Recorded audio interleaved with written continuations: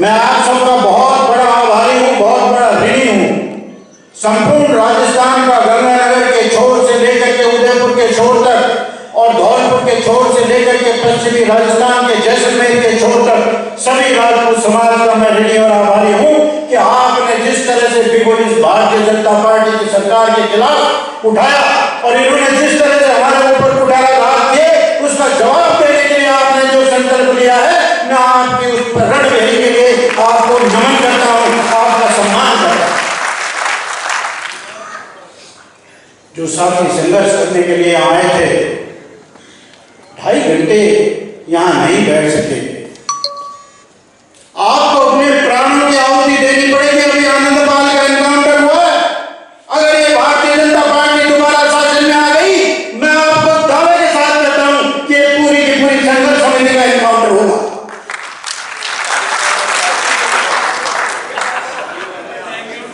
आपको सोचना पड़ेगा कि हम क्या करने जा रहे हैं, हमने क्या बिगुल बजाया है। आपने कभी स्वप्न में नहीं सोचा होगा कि जिस वक्त उपचुनाव हुए थे, हमारी क्या हालात थे। उपचुनाव में जब हम अजमेर गए, उपचुनाव में जब हम अलवर गए, 17 विधानसभाएं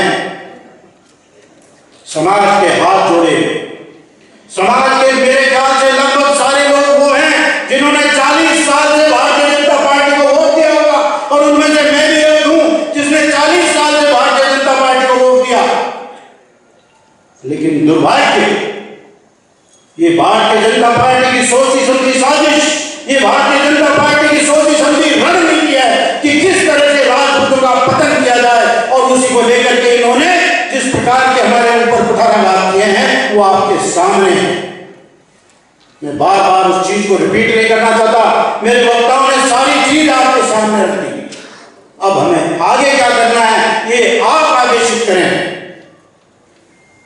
क्या आप ये चाहते हैं कि हम वापिस भारतीय जनता पार्टी के उन नेताओं का समर्थन करें जो हमारे जूते में कांट रहे तरह चुभ रहे?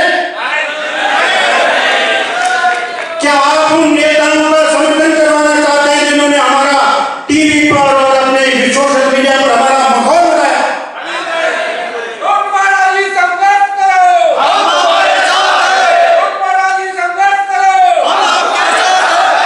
आप वो दिन भूल गए जब इसी भारतीय जनता पार्टी के जो मंत्री बैठे बैठे हैं, उनको 25,000 युवाओं ने अपने खून से तोड़ा था, और जिन लोग जेल से छूट के आए थे राजपूत सभा में, उन्होंने कहा कि मैं हर महीने राजपूत सभा में आऊंगा।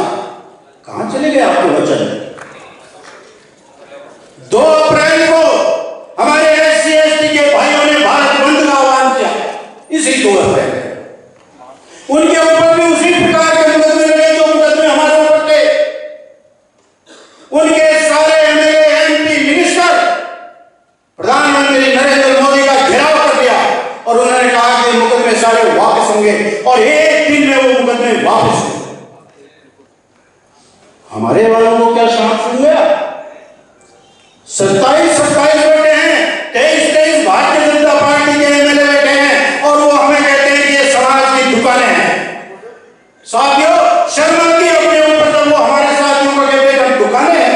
उनको हम दुकान में लगाते हैं तो अब सामान भी हम बाजार में दिखाएंगे कि हमारे पास क्या है।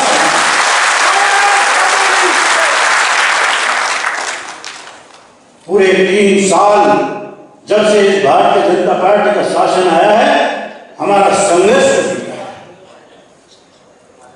राजपूत सभा पर इस तरह से छापा मारा जैसे कि वहां पर समाज के बंधु नहीं रहते हो। राजपूत समाज पर इस तरह छापा मारा जिस दिन सुखदेव सिंह वहां पर आ गया था, ऐसे छापा मारा कि जैसे बहुत बड़ा अपराधी वहां पर हो। पूरे राजस्थान की पुलिस का हमला राजपूत सभा का घेराव करा दिया। ये शर्म की बात है, और हमारा एक भी विधायक, एक भी MLA, एक भी MP उसने इसका विरोध नहीं किया।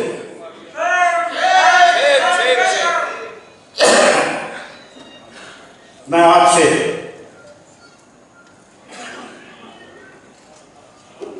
बहुत कुछ बातें करना चाहता था। मेरे अंदर बहुत पीड़ा थी, मेरे अंदर बहुत वेदना थी। मैं आभारी हूं उन वकीलों का। कुछ लोग यहाँ आ पाए, कुछ लोग नहीं आ पाए, उनका भी मैं धन्यवाद करता हूं जो जोधपुर में बैठे हैं।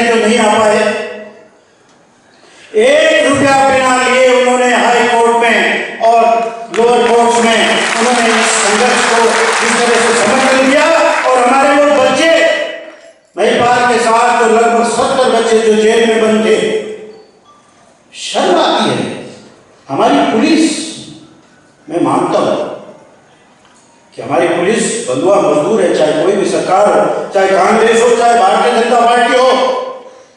कांग्रेस में यह बात नहीं समझे कि संघर्ष समिति कोई उनका जो है समर्थन करेगी, जिस प्रकार से हमने समर्थन किया था बाई इलेक्शन में। जिस दिन वीरेंद्र नाथ का मर्डर हुआ था, मैं उस दिन मौजूद था कि उसके मर्डर का विरोध करने के लिए जब अशोक गहलोत चीफ मिनिस्टर थे, हमने जाकर के प्रधानमंत्री से यह कहा कि इसकी सीबीआई जांच होनी चाहिए। हमारे लिए कांग्रेस भाजपा कोई महत्व नहीं रखती, हमारे लिए कोई भाजपा राजपा कोई महत्व नहीं रखती। हमारे लिए सबसे बड़ा महत्व है तो वो है हमारा समाज।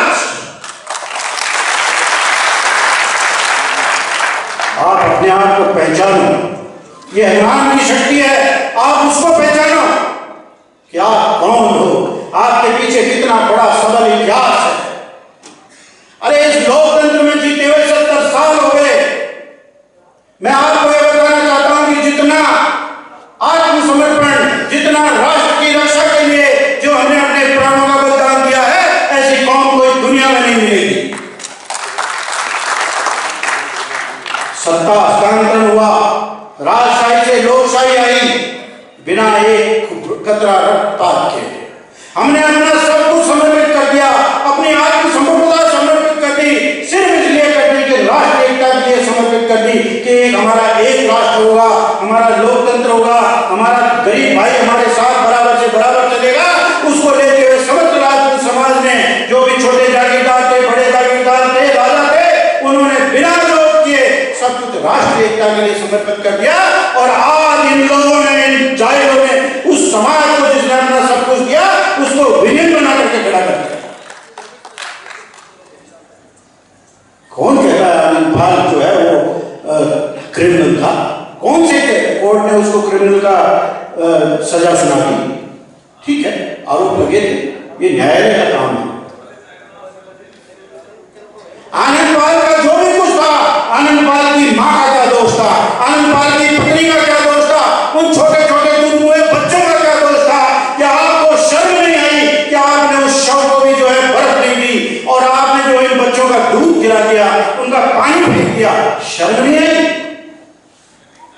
मैं खुद आईजी साहब से मिला था 3 तारीख को, जब वो वहां गए तो डीप फ्रीज भी दिला के आए और बर्फ भी दिला के आए। हम कोई ताकतवर नहीं थे, हमारी ताकत आप में समाई है, हमारी ताकत आप लोगों में समाई है जो गांव में रहते हैं। लेकिन हम बहुत से आपके पास में भेड़िए आएंगे, आपको बदलाने की कोशिश करेंगे, अलग अलग आपको सपने दिखाएंगे, अलग अलग लोग आपको कहेंगे, भ्रमित करेंगे। मुझे तो लोगों ने यहां तक कहा कि गिरिराज सिंह जी कांग्रेस से मिल गए। कोई कहता है गिरिराज सिंह जी के साथ में जितने लोग हैं, कोई वहां से टिकट मांग रहा है, कोई वहां से टिकट मांग रहा है।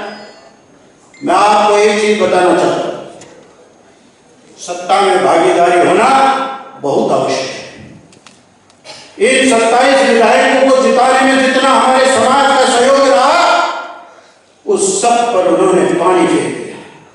हमें वो लोग वहां पर चाहिए, विधानसभा में वो लोग चाहिए जिनके समाज के लिए, जिनके दिलों में पीड़ा हो, समाज के लिए जिनके दिलों में वेदना हो। ऐसे नहीं चाहिए कि उनके मुंह में मूड़ी चुप गई जब हमारे ऊपर कुठारा लगा। एक भी एमएलए नहीं बोला, एक भी एमपी नहीं बोला। और यहाँ तक जब गजेंद्र सिंह को उन्हीं की पार्टी के द्वारा यहाँ का अध्यक्ष घोषित किया गया, उन्हीं के नेताओं के द्वारा, तो विरोध करने के लिए कोई दूसरे नहीं गए, दूसरों का बहाना करके हमारे चले। आज हम इस दुनिया में रह रहे हैं कि नफरतों के शहर में चालाकियों के डेरे हैं।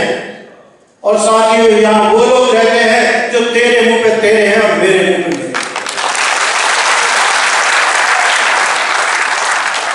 दोस्तों, हम एक नई जानकारी के साथ फिर अगले वीडियो में हाजिर होंगे।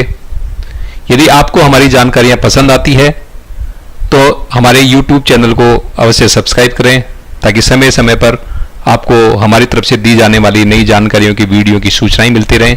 धन्यवाद।